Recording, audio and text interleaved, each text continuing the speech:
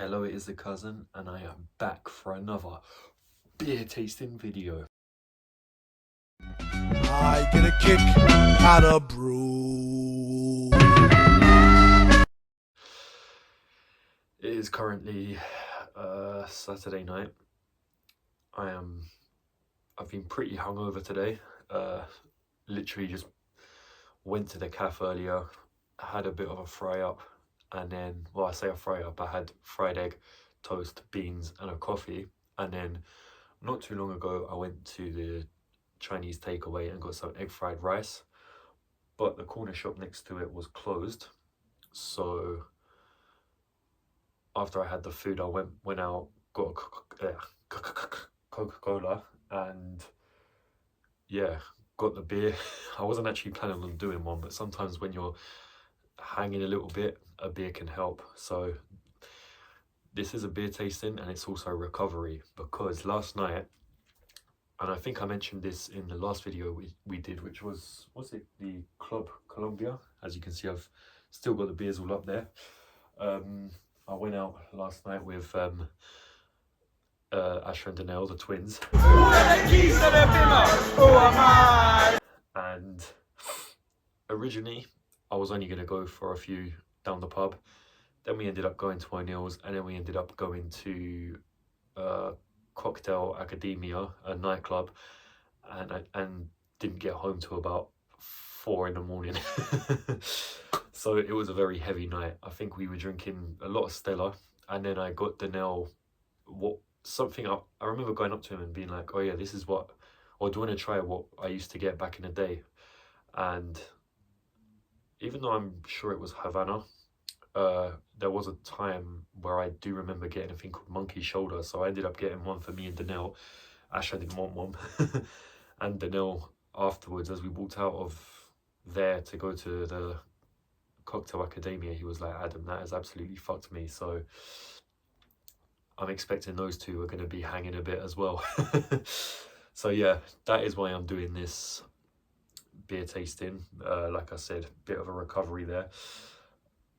And the corner shop I went to for this one is one that I don't really go to. You know, I've got my main corner shops, and then this is it's actually pretty much opposite the place me and Griffo went to that time. But I just don't go there. But they do have quite a few Turkish and Japanese beers, I noticed. And the reason I got this beer today is because I was editing the Pilsner video, and ironically, that Ecuadorian friend I was talking about, he appeared briefly in the pub with me and Asher and Danelle. In that one, I said it tasted like a Budweiser, and in the one I did before, which was the Kozel, as that was Czech, I remember talking about Budvar, and that is what we're doing. We are doing Budweiser Budvar original Czech lager. So we're back in the Czech Republic. Now, this beer actually confuses me, because I've always known Budweiser as the American drink, the one that I take with me to Butlins. I've said many times before, it's just a good drink. I can handle them. I used to bring them to Master Horsted's quite a lot. And then I know I've tried this before. I can't really remember how it tastes. And I know Joe also gave me one and was like, oh, have you had a Budweiser? And I was like, no.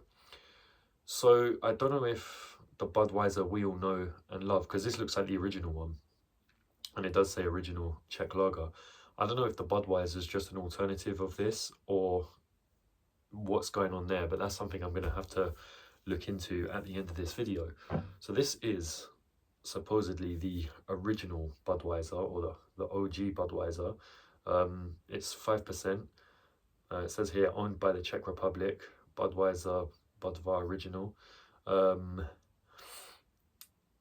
Brewed with whole cone Saaz hops, Moravian malt, and natural soft water in Budweiser, Czech Republic. So Budweiser is a place in the Czech Republic, apparently.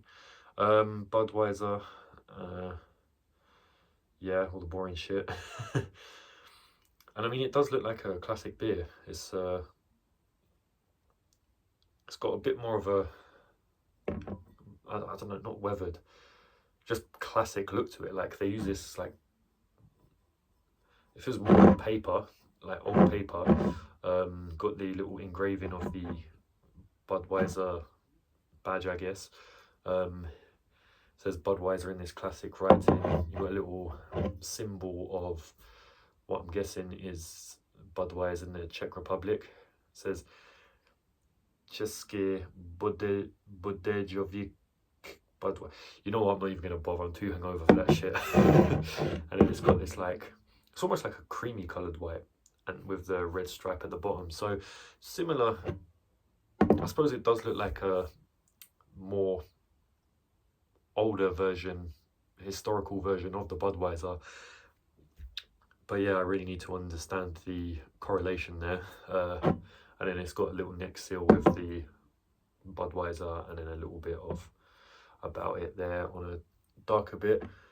And then the symbol it's got there, you also have on the bottle cap, but I'll take that off and show you in a minute.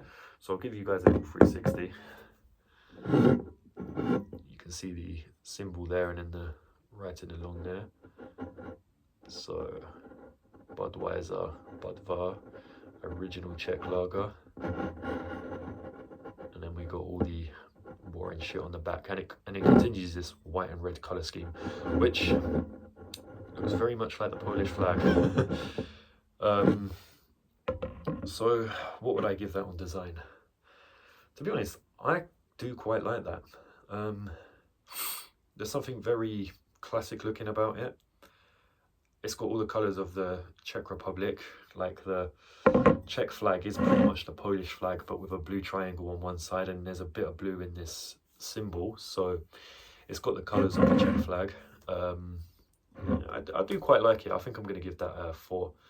Just something very classic looking about it. So I'm going to crack this open. Let's hope I don't do what I did in the last video and have it froth up all over me. Dented the bottle cap a little bit, but there's that.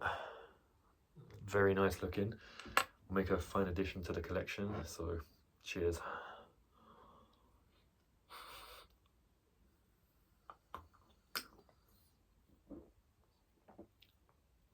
Oh, that does taste a lot stronger than a Budweiser.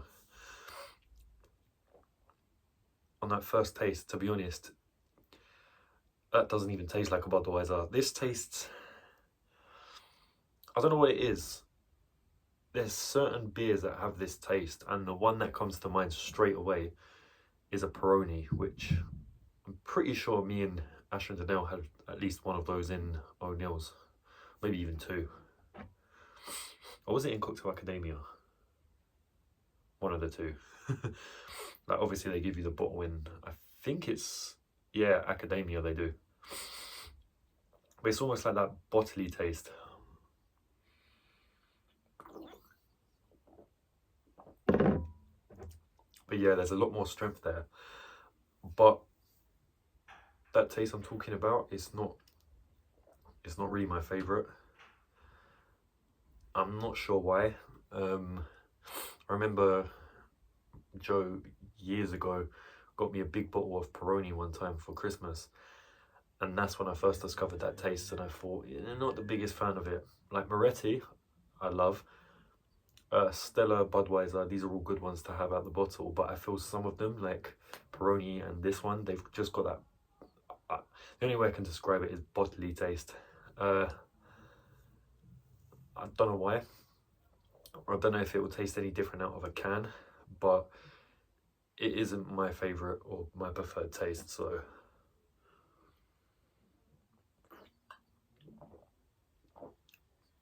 But it does taste like a decent beer. I will give it that. Pretty strong taste. I mean, I can definitely give it at least a 3. Yeah.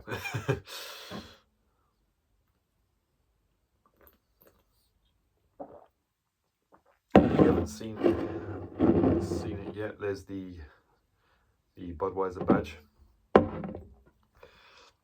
That's not bad. I'm torn between a 3 and a 4, so I might just settle in the middle with a 3.5 on taste. Just because that, I don't know if it's the bottle taste, but it's just not my favourite. So yeah, I think I'll give that a 3.5 on taste, and I'd also give it a 3.5 overall. So it's not a bad beer. It's just not my favourite one, but it is still enjoyable. Like, I can see a lot of people liking this. It is definitely better than the Cosel we did the other day. And in that lineup, I think I'd put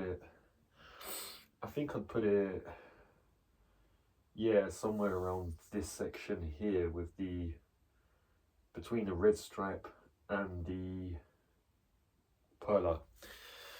So yeah, I'd still recommend it. So this has been The Cousin. Hope you've enjoyed watching this hungover episode of beer tasting.